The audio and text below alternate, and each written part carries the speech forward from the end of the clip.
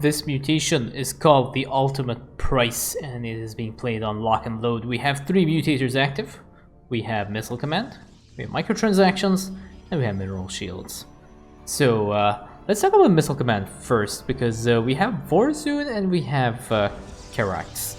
So these commanders are going to struggle a little bit, particularly Vorazun, to deal with the Missile Command mutators. So I think it's very important for them to try and clear this mission as quickly as possible.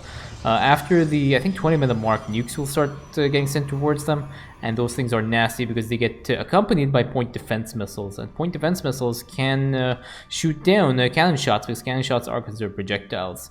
I think Karax's Kaidaran monoliths are hit scans, so if they want to continue surviving throughout the mission, having the Kaidaran monoliths spread around the map might be a little bit more up their alley. Unless someone like Vorazun wants to go and intercept these nukes herself.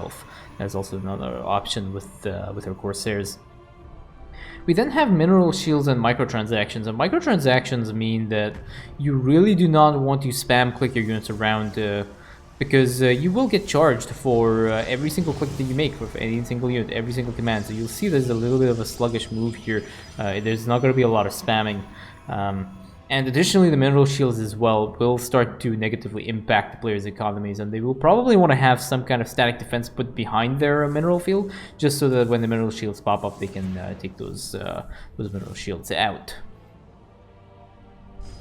Over here, Vorazun basically transitioning up, going for the standard Dark Templar build, and should be relatively okay. So we have Orbital Strikes actually coming down for Karax to clean up. That's another way of dealing with it.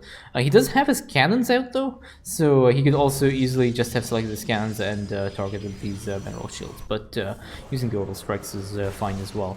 We have we can see the number of clicks there on the Dark Templars, and they are costing some. They're costing a lot of resources to Vorazun because he was issuing the commands and queuing up these commands over there.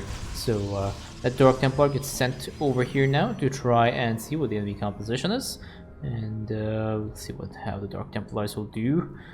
So we have a Protoss composition. So Protoss compositions are kind of good. They do make it a little bit difficult to push into this lock, which is generally the second lock that you want to push into, because there will be Dark Templars on the side. If you're up against Zerg as well, you'll be up against Lurkers and Swarm Hosts. The only time that you will not require detection when you want to push into this lock, at an early point in the game at least, is against Terran, which has Banshees, but the Banshees do not have the cloak upgrade until I think the 12-minute mark. It's something like that. Karax has cleared his expansion and will probably be putting his Nexus. Yeah, down goes Nexus, and now there is a harass wave that has been sent here to try and cap this lock. We do have a time stop that goes down for Vorazun, and I don't know why that time stop has been used. But we do have a bunch of Orbital Strikes here to clean up Vorazun's Mineral Shields. There's another one over here on this side as well. It does stall that attack wave, which I guess is okay, because once that attack wave finishes capping this lock, it'll make its way towards the player bases here. Yeah, Vorazun will need to get some of those units out. So we have a Dark Shrine coming out. One Dark Templar is already on the way. I don't know if Vorazun... Yeah, Vorazun has not researched the Warp Gate research yet, so she doesn't have her Warp Gates available to her. But that attack wave now is going to start making its way towards the player bases, because it has done capturing this lock. At least at some point. Unless this attack wave kind of bugged, which would be also kind of amusing in itself. Yeah, there we go. So this attack wave now is moving down here. There is one Dark Templar. There is a Black Hole and a bunch of Orbital Strikes and a Shadow Guard. I think that was kind of overkill on the Shadow Guards.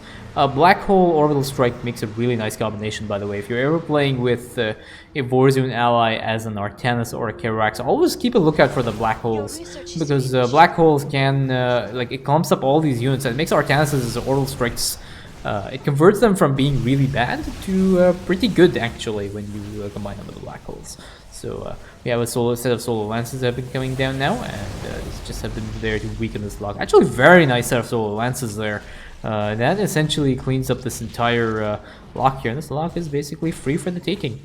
This missile command is actually triggering these locks and manually despawning it again. But The commanders now will go towards the central lock to try and capture it. This lock has also been cleared. Unfortunately, the small set of units that were produced from the production structures on this lock have captured that lock, so now we are at a lock overload level of 2. This one will be captured though, bringing it back down to 1. And hopefully they will send something over here to try and cap this lock as well. But now they have to clear 3 more locks before the mission has ended. Production-wise, again, we have a bunch of Dark Templars, and now we have the Warp Gate research as well coming out for Vorazun. So once Vorazun gets that the Warp Gate research done, she'll be able to warp in the Dark Templars a little bit more aggressively, and we can see also that we have a bunch of Corsairs that are being made. So having that anti-air composition as well is going to be very useful for pushing into the locks. Karax is going for a cannon build over here, has put down some static defenses on the front of his expansion, and is Karax putting down static defenses everywhere else? No, it's just for them. And we have a bunch of mineral shields now that have come down here. And I don't think anyone has noticed about the mineral shields here. Space is going up in smoke. Okay, we have an attack wave now that has moved to this side, but this has been cleared up by Karax, and he's going to send his Pure Fire Beam over here as well to try and just clear up this side. A few of the enemy units end up aggroing Karax's base, but Vorazun is in position here and starts clearing up. Time Stop comes down as well. And this base is essentially gone. There is one last carrier over here, but unfortunately not all of these Corsairs are attacking. Now they're all attacking, but unfortunately the carrier starts to run away because it has no detection over here. There is an attack wave, I think, that has moved on this side to try and cap that lock as well. I think there's I think there was a ping there of a Colossus. Upgrade complete. Over there we have a Shadow Guard that gets spawned over here, and it takes that Colossus out. Again, unfortunately, this lock has not been capped, and these other 2 locks now are capped as well, so that timer, the players are actually on a timer right now. This area will be captured by the players, and this side, still nothing on here. There is one Dark Templar, but there's nothing here from Karax's side to cap that lock. We have these Shadow Guards just harassing the small enemy base here, takes out the Colossus. And I think they'll end up killing off pretty much everything else here, as long as these Dark Templars are in position to see that hybrid there. Nice Shadow Fury there on that Dark Templar. It does end up killing the rest of these units over here. And now there is a Void Ray that is also on that side. So that lock has been captured now. This one has been free. Just waiting for Karax's probe. There we go. There's the Karax's probe. So that lock will also be captured. As you can see over here now, there are point defense missiles that are coming up with the these missiles, and as you can see, they are actually shooting down the defenders, the cannons here.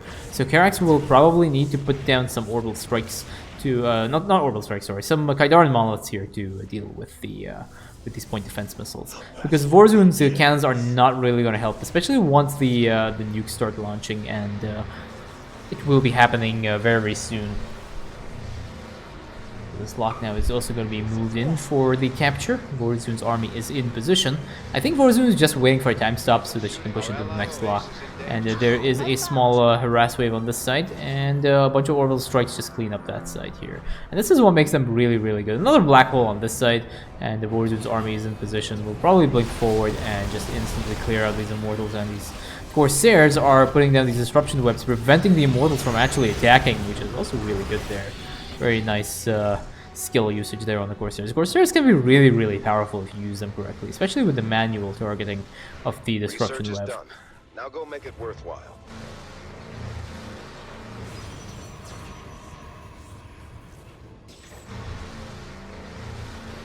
So ally is required on this side. So there, he has sent a probe over here. So this probe will start to cap the lock with Vorazun's army. And time stop is now ready, so Vorazun probably wants to try and use that as quickly as possible. She might actually end up leaving a Dark Templar behind just to move and start clearing, but we'll see. Okay, there we go. One Dark Templar gets left behind, moves forward, because yeah, Vorazun wants to use that time stop as quickly as possible, get into position, move the rest of her army in. Dark Templars is in position, and a time stop comes down now, and there is a focus down on some of the hybrids and some of the higher tech units here, and a focus fire down on this Hybrid Dominator. The Hybrid Dominator is probably the more annoying unit in this composition. Fortunately, these Corsairs are not attacking the this carrier over here. Now they actually get aggroed on it. Karax says that there's a Chrono Boost incoming, and Chrono Boost does get cast, I believe, for Karax. And there we go. This is going to ramp up the production of Vorazun's units over here. Vorazun is producing 7 cannons here, but again, the point defense missiles will shoot down cannon projectiles, and I think if you have enough cannons, you might be able to just muscle through. But having a hit scan type of defense will help for dealing with these point defense missiles, because they will just shoot them down instantly. So here we go. Okay, so the nuke started at the 15-minute mark, not the 20-minute mark, as I mentioned earlier. It is at the 15-minute mark, and we have our first nuke on the map, and it is spawning towards the site. It looks like it's making its way towards Karax's base. If it moves past these Kaidara Mollis will actually shoot that point of the nuke down.